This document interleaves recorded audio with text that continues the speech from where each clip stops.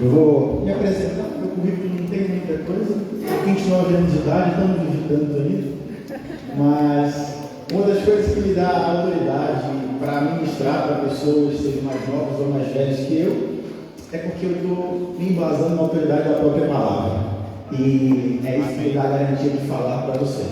Meu nome é Diogo, sou casado com Jéssica, está aqui à frente sentado. Eu sou natural de Belém do Pará, no Brasil, e ela do Rio de Janeiro, e nos encontramos em Florianópolis, no sul do Brasil. Por lá que nós casamos, fazemos parte da igreja do Ministério Verbo da Vida, que tinha tanto em Florianópolis, como tem aqui na cidade do Porto também. Foi quando a gente recebeu a direção de vir para cá. Amém? Antes também de falar, pastor Ramon Gisele, muito obrigado pela oportunidade de estar aqui. Eu compreendo a responsabilidade que é ministrar e deixar o seu povo sobre a minha responsabilidade para ministrar algo, então eu reconheço isso. Muito obrigado. Eu quero de alguma forma honrá-los, essa igreja, honrar o que vocês estão construindo aqui. Eu faço parte de igreja há um tempo e eu sei como que é ter uma igreja no Brasil e como que é ter uma igreja na Europa. Então você como eu posso dizer, um sucesso em Deus, porque sua igreja é maravilhosa. Muito obrigado pela oportunidade. Queria agradecer ao Alex também, sua esposa, pelo convite de estar aqui. Nós tivemos um contato só na conferência, num culto que teve na nossa igreja. E ali a gente se conectou como se a gente tivesse conhecido há muito tempo. Não conversamos nem mais de uma hora, mas existem conexões que são vindo do Espírito, que simplesmente um olhar, uma aproximação faz com que muitas portas se abram, como eu estou aqui ministrando para vocês. Amém? Então, atualmente nós estamos morando na cidade do Porto, na verdade, no Vila Nova de Gaia, congregamos no Verbo da Vida no Porto, do pastor Márcio e Lise lá, que são sensacionais, eles abraçaram assim que nós chegamos. Nós estamos à frente do grupo de jovens lá e adolescentes e também do grupo de música. Na parte de música é só minha esposa mesmo, então esse dom aí eu tinha que casar com alguém que tem, porque eu sou muito ruim nessa parte. Não sei entrar no tom, não sei discernir nada. Então, casei com alguém que sabe. Jéssica é ministra de música na nossa igreja, líder também lá do grupo de música. E nós temos trabalhado bastante para que o reino de Deus possa crescer nessa nação. Nós estamos aqui nessa nação justamente para isso. E quando eu recebi esse convite de vir ministrar a vocês, quando o Alisson me mandou a mensagem, ele falou: Diogo, o tema é identidade. E quando fala de identidade, para mim, sempre mexe muito comigo, porque eu sei de onde eu saí e eu sei aonde eu estou e aonde eu quero chegar. Mas tudo isso veio porque eu conheci aquilo que eu sou em Deus, aquilo que eu tenho e aquilo que eu posso nele. Eu tenho um amigo lá na nossa igreja, Edson, eu sempre brinco com ele, porque o Edson disse, quando ele me viu pela primeira vez, ele falou assim: o Diogo, depois que a gente pegou intimidade, ele falou: o Diogo provavelmente nasceu numa família rica, provavelmente morava num condomínio bom no Brasil, veio para cá, não precisava trabalhar. O Diogo sempre teve uma vida boa. Ele sempre brinca comigo disso. E não foi nada disso. Eu sei de onde eu saí, eu sei o que Deus fez na minha vida, e eu gosto muito de honrar a igreja e a igreja local, porque eu digo que a igreja local é a resposta para a comunidade. É onde nós aprendemos dons, desenvolvemos dons, conhecemos pessoas, desenvolvemos o nosso caráter, num lugar como esse. Então eu sou uma pessoa apaixonada pela ideia de igreja. Então eu gosto muito, minha esposa sabe disso, o quanto eu me envolvo nessa ideia de Deus chamada igreja, porque é onde eu fui transformado. Cristo me transformou por meio da igreja local. Então você tem hoje, muito obrigado. Inclusive você ensinou muito bem, tá? Qual é o nome dele? Então, eu pensei, como é que ele gravou tudo aquilo? Eu não conseguiria gravar, não. Ele falou, meu Deus do céu. Então eu sou apaixonado pela igreja local, porque a igreja local foi onde eu consegui identificar a minha identidade, saber aquilo que Cristo fez por mim. A ideia de igreja local é a melhor coisa que existe na terra. Se não tivesse a igreja, o mundo estaria em caos. Hoje o que sustenta a terra é a igreja. São vários pontos. Então as pessoas, antes de eu vir para a Europa, as pessoas falavam, tem aquele ditado que eu acho que surgiu no inferno, que a Europa está fria. Irmão, desde quando eu cheguei aqui eu não percebo isso não. Porque eu percebo Deus levantando pequenos fogos em vários lugares, em várias regiões, justamente para fazer um fogo maior. E todas as vezes que você entra em um lugar, seja numa restauração, seja num shopping, na praça de alimentação, você sempre cheira da carne pegando fogo. E é isso que eu percebo na Europa. Quando eu entrei nessa igreja, fui extremamente abraçado e constrangido em amor por vocês. Constrangido em amor pela vida de vocês. E a primeira coisa que eu sinto aqui é o cheiro de avivamento. É o cheiro daquilo que Deus está construindo. Eu já passei em muitas igrejas em outros lugares, já pude conhecer, mas tem lugares que você não precisa simplesmente ouvir nada. Há um aroma. E é o que eu vejo de vocês. Um aroma de avivamento, um aroma de uma igreja afogueada. Uma igreja que está trazendo mesmo o céu para a terra aqui nessa cidade. E eu creio que vocês vão chegar muito longe. Porque nós temos aqui hoje basicamente quantas pessoas? Se eu for chutar 60, 80 pessoas aqui nesse culto?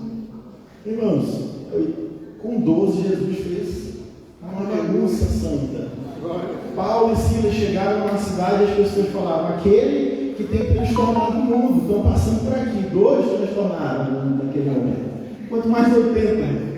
O que nós podemos fazer quando nós entendemos a nossa identidade em Deus?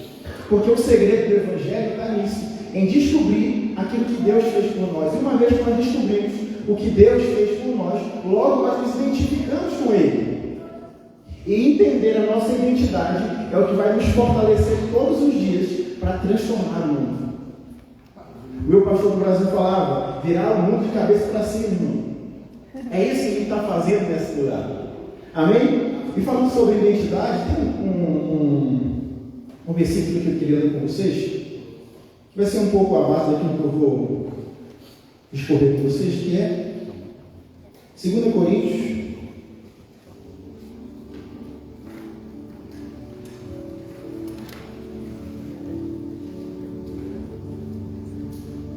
capítulo 5, versículo 21.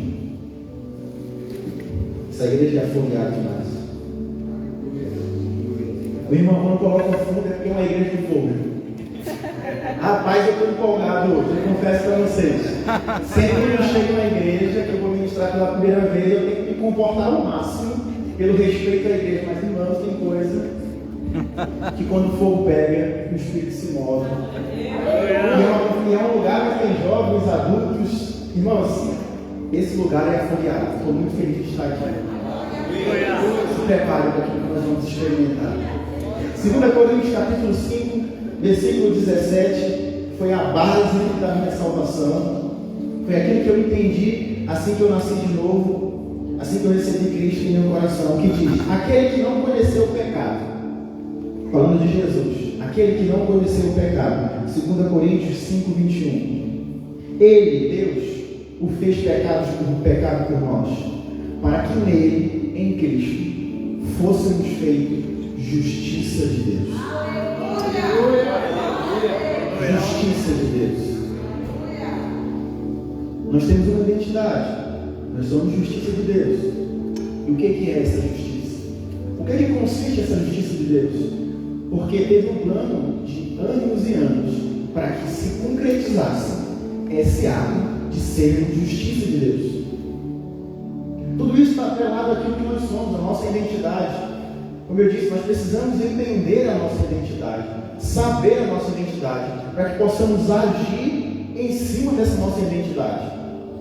Porque se nós não entendermos aquilo que temos, podemos em Cristo, logo nós vamos estar sujeitos a qualquer ideia do mundo. Teve um caso, eu não lembro especificamente qual foi o ano no Brasil, mas uma pessoa acabou perdendo a sua carteira. E ao perder a sua carteira, o morador de rua achou, não devolveu, pegou aquele recurso, deixou com ele e ficou andando com aquilo. Calhou que naquele momento, aquele morador de rua veio a óbito, morreu. Pegaram, foram identificar o corpo e encontraram a identidade da pessoa que tinha perdido no bolso de um morador de rua. Quando você sabe a história, você sabe de quem que é aquela identidade. Mas imagine o IML chegando para recolher aquele corpo e encontrar, e vamos identificar esse corpo, porque não tem nenhuma identificação nesse momento. E naquele momento ele pega a carteira e vê a identidade de uma pessoa e fala: pronto, essa aqui é a identidade dele. E aí logo em seguida como um morador de rua veio a óbito e ele estava com a identidade de outra pessoa, associaram esse morador de rua a essa identidade e deram para ele como morto. O cara que perdeu aquela identidade, aquela carteira, não tinha ido atrás de resolver essa situação. Quando ele tentou fazer algumas coisas na vida dele, como empréstimo, trabalho, etc., ele descobriu que ele tinha morrido. Porque no sistema estava que ele tinha morrido. Esse cara sofreu muito para conseguir mostrar que ele estava vivo, porque a burocracia em você fazer isso. Então ele passou anos e anos de sua vida sem identidade. Ele não conseguia fazer empréstimos, não conseguia abrir contas, não conseguia fazer nada, simplesmente porque ele estava sem identidade. Ele estava como um indigente, alguém que não podia fazer nada na sociedade, porque simplesmente ele não tinha a identificação dele. E quando nós olhamos para as nossas vidas, quando nós não conhecemos que nós somos justiça de Deus, não sabemos disso, é nesse lugar que nós andamos. Quando andamos em falta, quando andamos em preocupação, quando andamos ansiosos, quando nos sentimos inferiores, é isso que nós estamos vivendo, sem identidade. Mas, irmãos, esse cara estava vivo. Ele tinha uma identidade. Ele tinha atributos que falavam quem ele era, mas simplesmente a falta de identidade dele fez com que ele sofresse muito e muito até ele conseguir. Quando nós olhamos para o jardim do Éden, Deus fez tudo perfeito, colocou Adão no jardim e falou: Adão, agora, a partir de agora, você vai dar nome às coisas e você vai governar sobre a terra. Adão, essa é a sua identidade. A sua identidade agora é: você é a minha imagem e a minha semelhança, e por você ser a minha imagem e a minha semelhança, você tem autoridade no meu nome para governar a terra e expandir a terra. Então Adão estava ali com a sua identidade formada, aprendendo e ouvindo de Deus. Mas a Bíblia diz que Satanás foi tentado. Nesse momento, onde Adão e Eva obedecem à serpente, eles deixam de obedecer àquele que os criou, que era Deus. E ao obedecer à serpente, obedecer ao diabo naquele momento, logo a identidade da humanidade era semelhante à do diabo. A Bíblia diz que todos pecaram e estavam destituídos da glória de Deus, todos afastados de Deus, porque Adão deu aquilo que era a identidade dele, ele simplesmente jogou fora. E ao jogar fora essa identidade, logo aquilo que tinha de mais ruim veio sobre a humanidade, veio sobre mim e sobre você, que foi culpa, condenação, senso de inferioridade, pobreza, doença. Todo tipo de maldição veio sobre nós por causa da desobediência de um só homem. Ao desobedecer a Deus naquele momento, ele estava largando a sua identidade. E ninguém mais poderia naquele momento recuperar a identidade de Adão. Porque ele se tornou um só com o diabo. E logo eu e você também nos tornamos um só com o diabo. Ao ponto de Jesus, quando ele encontrou os fariseus, aqueles que não tinham nascido de novo, ele fala: ó, vocês são filhos do diabo, porque vocês não nasceram de novo. Não é uma ofensa que Jesus está fazendo, ele está apontando a realidade da humanidade naquele contexto. Vocês não são, nesse momento, filhos de Deus. Por quê, irmãos? Aquela conversa entre Jesus e Nicodemos fala sobre o novo nascimento. É necessário nascer de novo. É necessário confessar a Cristo como nosso Senhor e nosso Salvador, e logo nos tornamos um só com Ele. Então, naquele momento, a humanidade toda está afastada de Deus. Tudo que tinha de errado, eu quero que você preste atenção nisso. Tudo que tinha de errado veio sobre nós: doença, pobreza, senso de enfermidade, ansiedade, preocupação, tudo de errado veio sobre nós. Não tinha ninguém que poderia, naquele momento, nos resgatar de novo.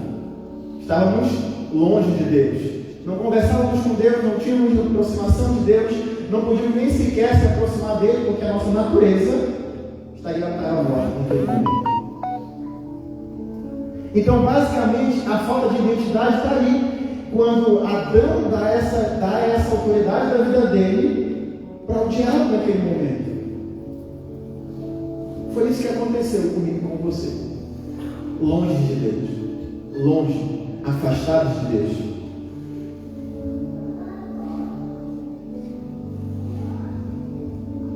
Mas a história não para por aí, né? Essa é a história mais linda que a humanidade poderia contar. Estávamos longe, afastados, destituídos da glória de Deus. Mas teve alguém chamado Jesus que falou: rapaz, eu posso pagar o preço por eles. Eu posso pagar o preço por eles.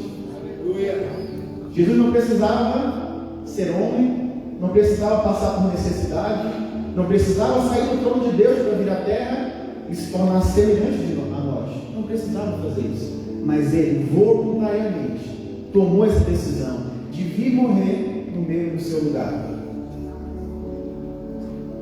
E ao Jesus vir morrer no meu e no seu lugar, quando nós aceitamos ele, Romanos 5,5 diz: tendo sido, pois, justificados pela fé, temos paz com Deus. Temos paz com Deus. Eu estou lendo esse versículo, eu falei para os nossos jovens ontem à noite, há mais ou menos um mês. Romanos 5,1: tendo sido, pois, justificados pela fé, temos paz com Deus. E a primeira coisa que Deus falou para mim foi: ainda bem que você tem paz comigo. Eu imagino se isso não tivesse. Porque essa justificação pela fé não tem nada a ver comigo. Eu apenas recebi. E agora eu tenho paz para com Deus. Eu não tenho mérito aqui. É simplesmente a morte de Jesus me trouxe para essa nova posição. Me trouxe de volta para o jardim do Éden. Me trouxe de volta para ter paz com Deus. A Bíblia diz que nós podemos chegar confiadamente ao trono da graça, a fim de receber graça e misericórdia nos momentos oportunos. Efésios 3,20 vai falar que Deus faz infinitamente mais do que pedimos ou pensamos, segundo o poder que opera em nós. Irmão, não sei se você está percebendo a grandeza do que foi a morte de Jesus. Porque uma hora estávamos afastados, uma hora nós estávamos destituídos dessa glória, em doença, em preocupação, em ansiedade, em senso de inferioridade. Mas a morte de Cristo nos trouxe paz. E por termos paz diante de Deus, nós precisamos viver o oposto daquilo que nós vivíamos no passado. Então, se uma hora nós nos sentimos inferiores, precisamos nos sentir melhores. Se éramos doentes, nós somos curados hoje. Se éramos pobres, nós somos ricos. Essa é a nossa identidade nele.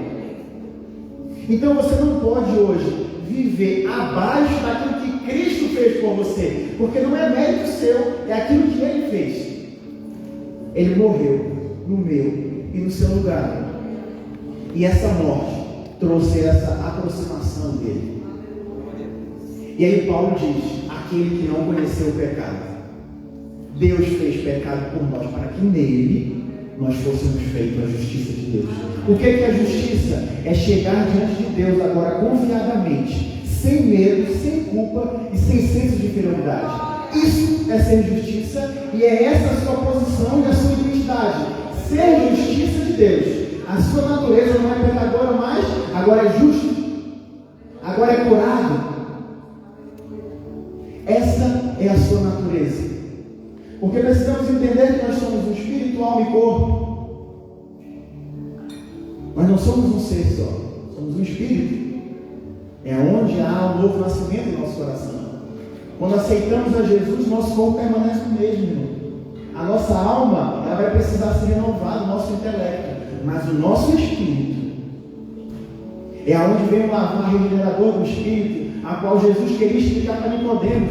Você não precisa nascer de novo no ventre da sua mãe, mas você precisa nascer do espírito. Essa é a nossa identidade. Nós somos um espírito. Habitamos em um corpo e temos uma alma que é o nosso intelecto. Então, quando nós estamos sendo renovados, a nossa alma está sendo renovada. Por isso a Bíblia diz que nós precisamos não nos conformar com esse século, mas transformar-lo. Precisamos transformar a nossa mente, porque o nosso espírito está intacto, foi justificado, lavado, regenerado pelo Espírito. Essa é a nossa identidade, é essa a nossa posição em Deus.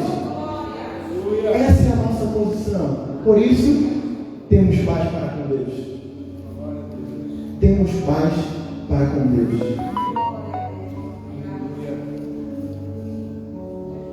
O livro de Romanos vai falar muito sobre essa justificação, sobre essa posição que nós temos.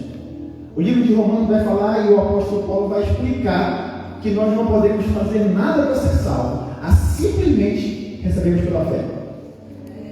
Simplesmente pela fé.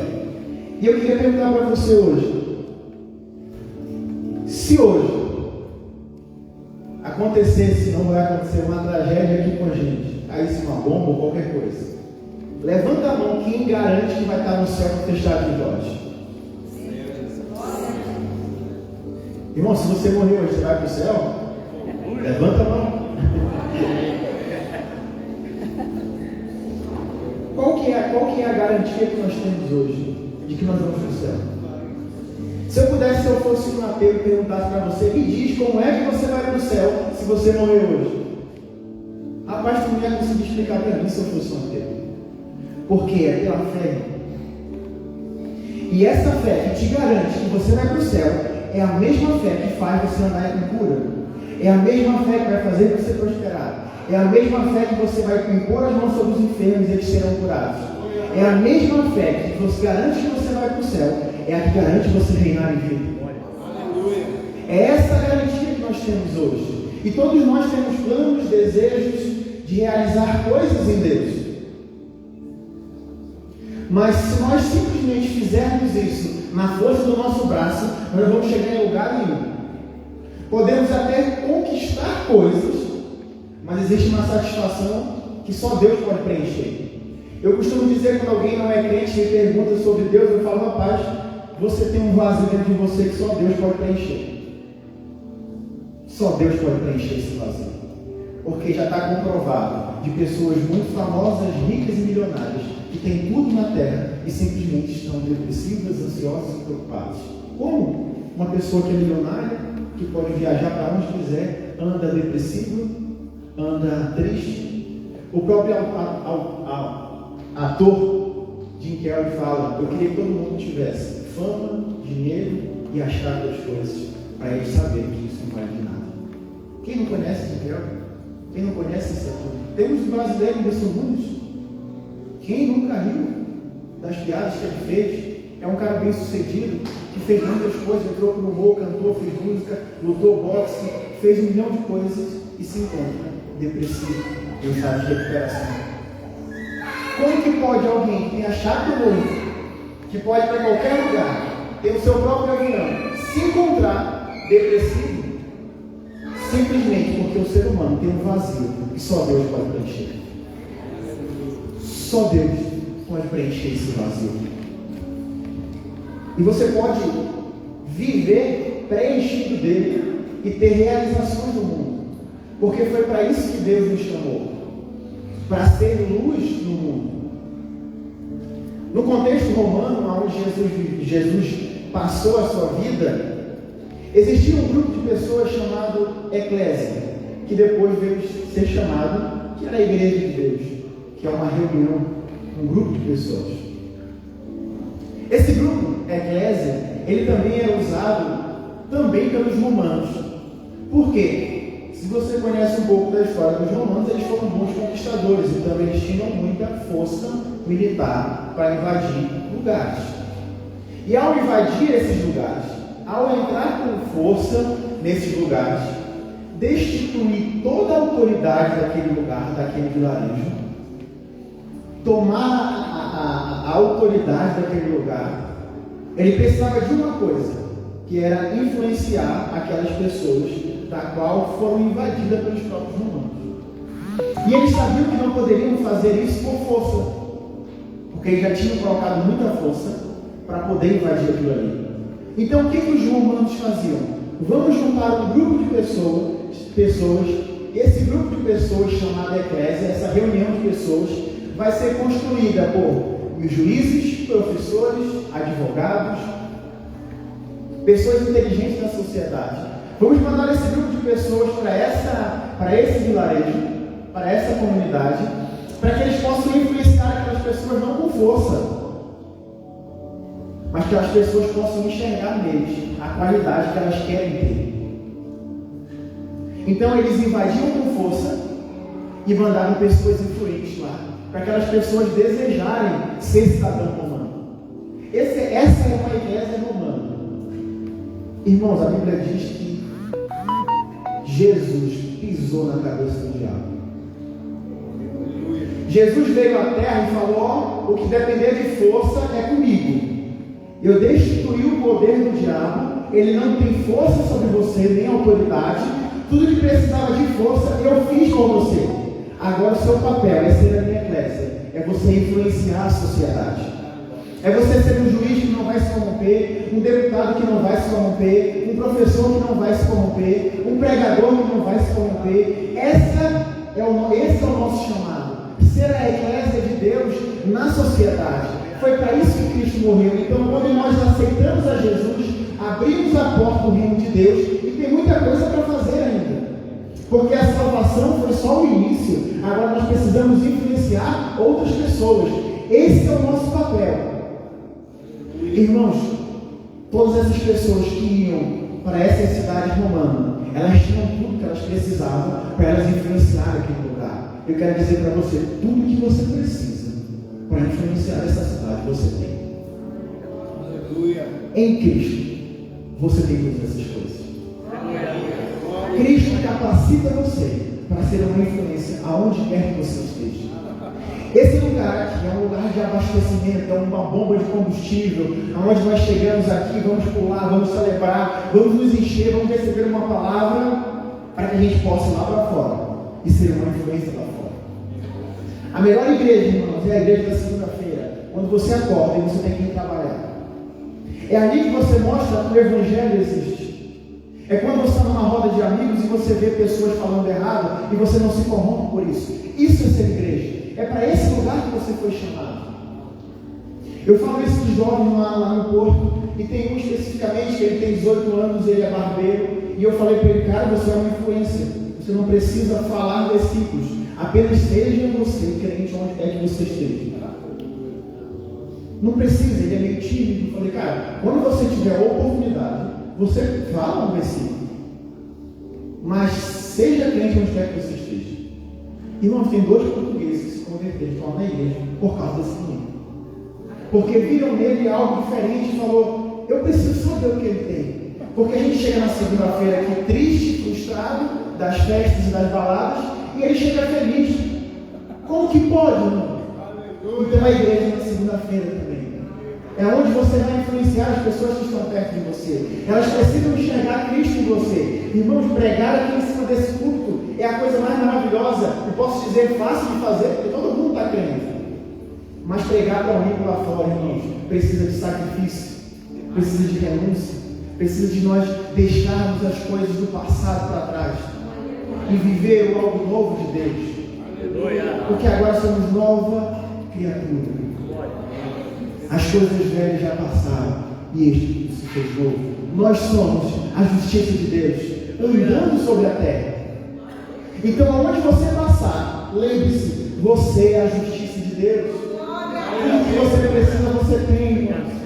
Tudo que você precisa, você tem. Coisas vão passar, irmãos. Dinheiro vai passar, profissão vai passar, irmãos. Mas a nossa permanência na presença de Deus nunca vai passar. Vamos encontrar frente a frente com Ele quando Ele voltar, irmão.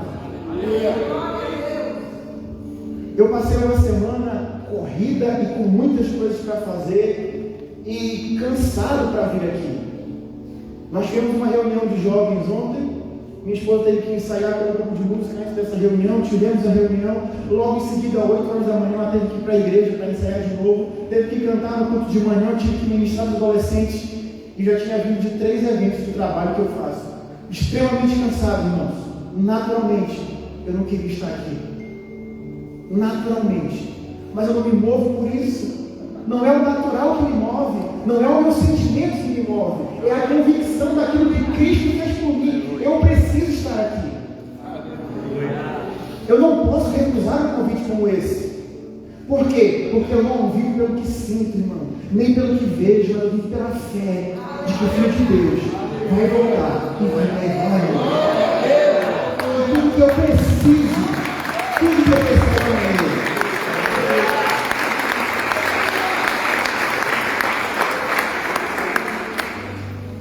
E o segredo, irmão, para nós vivermos isso, está em Romanos capítulo 5 ainda, no versículo 17, ele diz: se pela transgressão de um só homem reinou a morte, falando de Adão, muito mais aqueles que receberam de Deus a imensa provisão da graça e o dom da justiça, esses reinarão em vida. Irmãos, sabe o que é reinar em vida? Mas o versículo não acaba porque ele fala: reinarão em vida por meio de um único homem, a saber, Jesus Cristo. Irmãos, quando nós estamos nele, em Cristo, nós reinamos em vida. Antes de vir para Portugal, irmão, nós sabemos a realidade que é imigrar, todos nós sabemos. Não só porque vivenciamos a imigração, quem veio do Brasil, se tiver algum português, já está aqui, mas nós sabemos qual que é a realidade natural de uma imigração. Os problemas e as burocracias. Não só vivenciamos, mas como as notícias e as pessoas vão falar sobre isso. E ao tomar a decisão, quando Deus nos chamou para vir para Portugal, eu tinha 2 posições. Ou eu dava crédito para aquilo que a realidade natural falava, ou eu dava crédito para aquilo pelo qual eu vou reinar em vida. Aleluia. E eu falei para a Jéssica: mesmo que 99% das pessoas passem por todos esses problemas, eu não vou passar. E não é prepotência, não tem nada a ver com isso, é porque Cristo me faz reinar em vida. Eu sou a justiça de Deus. A minha natureza agora é uma natureza justa. Não tem nada a ver comigo, essa é a alegria. Por que eu prego para você? Porque não é a minha história só, é a de Cristo. E eu falei: a gente não vai vivenciar isso. Irmãos, eu não tenho tempo para testemunhar de tantas coisas que aconteceram na nossa chegada. Tantas coisas, irmãos. Eu lembro que eu falei para a Jéssica que eu trabalho com audiovisual, com fotografia, filmagem, trabalho com marketing para uma empresa aqui em Portugal. E ao sair do Brasil, eu não precisava, irmãos, naturalmente sair de lá, porque eu não era rico, mas eu tinha uma vida tranquila, não precisava assim, naturalmente. Tá bom, aqui tem amigos, tem igreja, tá tudo bem. Deus falou: você precisa ir. E eu falei: vamos embora, que é o Deus que chamou, é o Deus que vai prover. Irmãos, tomamos a decisão de sair de lá, e eu falei para ela: quando chegar em Portugal, eu vou encontrar alguém que vai abrir uma porta para mim, e ao abrir essa porta eu vou poder trabalhar nesse lugar, não vou precisar pagar arrendamento no espaço, e vou ter o meu espaço de fotografia e filmagem lá. Loucura, irmão. Isso eu falava só para ela. Porque se alguém ver, fala: tá meio maluco, né? E ainda mais quem já estava migrando, fala: rapaz, a realidade é outra. Eu sabia da realidade natural, mas irmãos, eu sei o natural. Eu não estou desconsiderando, mas eu prefiro ficar com a realidade espiritual, aquilo que Cristo disse para mim. Eu vou reinar com Ele. Irmãos, resumidamente, quando eu cheguei em 3 meses, eu entrei num site de trabalho para buscar trabalho de freelancer e falei: vou trabalhar no que for necessário, mas eu creio que a porta vai se abrir. Conheci uma mulher, Deus falou para mim naquele dia: fala com ela, porque ela tem um trabalho para você. Eu entrei no site e mandei uma mensagem para ela. Ela falou: preciso de um trabalho seu, vá para Lisboa, vou pagar 80 euros. Irmão, os equipamentos são muito caros. E eu tenho que pagar, sei lá, 12, 13 euros para ir até Lisboa. Fora a alimentação, então ficar 30 euros para mim ficar o dia todo. E dentro de Deus falar para mim assim: vai e seja fiel a essa porta que abriu. Eu fui, irmão. Trabalhei, paguei para trabalhar, mas fui. Mas essa menina, chamada Graziela Magalhães, que eu tenho uma honra, não é crente, abriu tantas portas para mim. que até hoje se repercute esses portos que ela abriu. Ela chegou para mim e falou: Diogo, eu conheci uma escola e falei para o dono da escola que ele precisa te contratar. Vai lá. Eu falei: tá bom, vou lá. Aí a escola todo mundo português, eu tinha acabado de chegar, dificuldade eu nem entender, mas eu vou lá. Irmãos, basicamente, esse dono dessa escola foi com a minha cara, gostou de mim. Irmão, o que eu tenho para oferecer, irmãos? Eu não sou fisicamente muito bem apresentado também. Então eu não conseguia falar com ele direito, por causa do sotaque. Eu não conseguia me comunicar com ele direito, então eu falava bem pouco, entendia bem pouco com ele na época.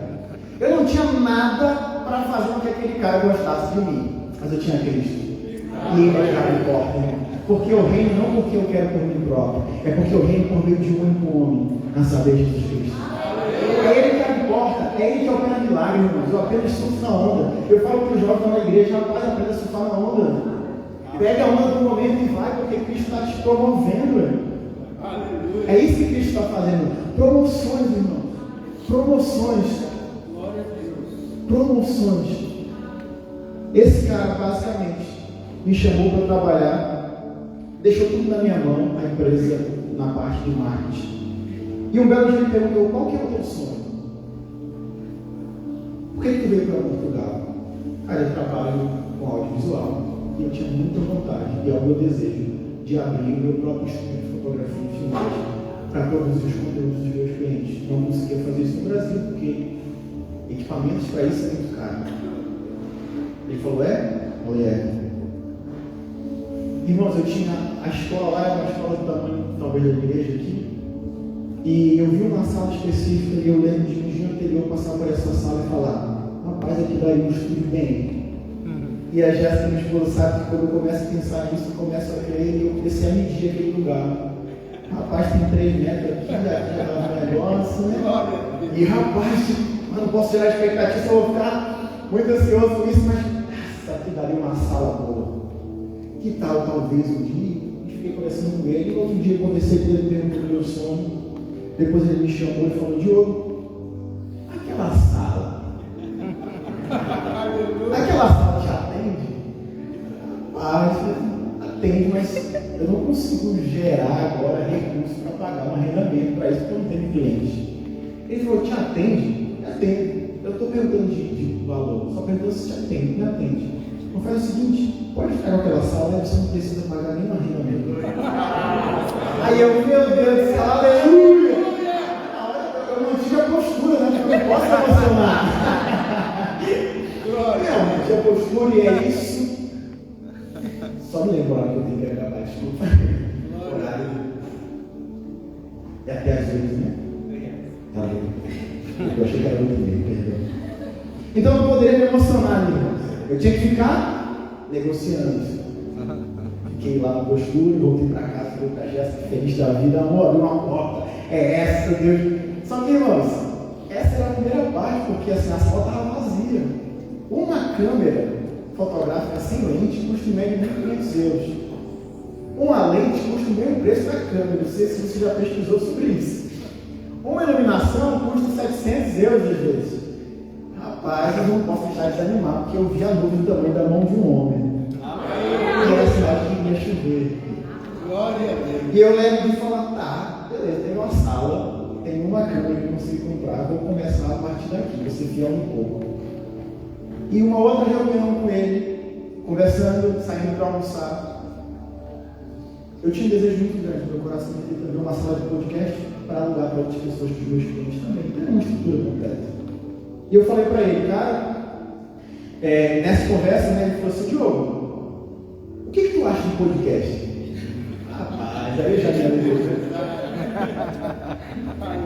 E eu: Deus. E assim, quando você vive essas coisas, você sabe o que Deus está fazendo, porque você não pode fazer. Eu não sei o que você vai, o coração acelera, irmãos. A alegria vem porque você sabe o que Deus está fazendo, de que Deus está trabalhando a seu favor, de que mesmo quando você está dormindo, está trabalhando por você. Porque, como eu disse no início, Ele faz infinitamente mais do que pedimos ou pensamos, segundo o poder que opera em nós. Ele está trabalhando em meu seu favor. Qual é o nosso papel? Crer e não atrapalhar Deus. Eu falei para o pastor Ramon, eu não quero atrapalhar o que você está construindo aqui hoje, por favor.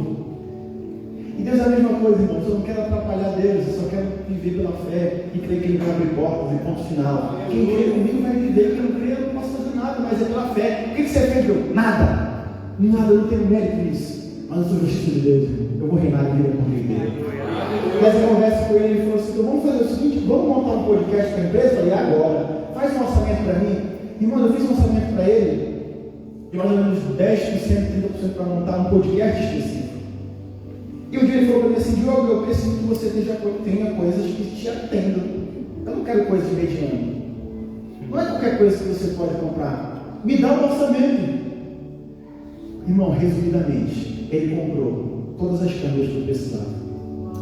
Ele comprou todas as iluminações que eu precisava. Ele comprou todos os microfones que eu precisava.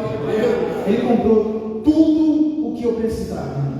Ao ponto de um dia eu estar na sala e a sala está cheia de equipamentos. Eu não sabia o que fazer com aqueles equipamentos, irmãos. Meu Deus, nunca tive tanto equipamento. O que eu faço? Tirar uma foto errada e desesperado para na sala dele, abre a porta e fala: tu precisa de mais alguma coisa? Mas quando eu sei uma vida que precisa, ele falou assim: ó, então não me incomode mais. Ele falou, bem português, então não me incomoda mais. Irmãos, ele perguntou: tu tem certeza? Esse filho perguntou: tu tem certeza, Diogo, que você não precisa de mais nada? Eu não quero que te falte nada. Eu não quero que te falte nada. Ele comprou as câmeras que eu sempre sonhei. Ele comprou um computador que custou acho que 2.500 euros, irmão, que talvez eu nunca compraria por causa da prioridade do que eu preciso comprar. Ele comprou tanta coisa, irmãos, para aquele espaço que eu não teria recurso para fazer aquilo. E um dia eu sentei para tomar um café com ele e falei: cara, você é um investidor. Eu sei que você quer um retorno sobre isso. E eu não sei porque eu não tenho clientes agora e vou construir isso. O que eu posso fazer? Como é que a gente pode fazer? Ele virou para mim e falou assim: Diogo, eu não entendo de marketing. Eu não entendo de foto. Mas uma coisa eu sei. Eu confio em você e sei que posso fazer isso com você. Aleluia. Aleluia. Aleluia. Eu queria que, não sei se o grupo de música pode subir. Tem uma música, eu entendo vocês, tá? Se não der, não tem problema.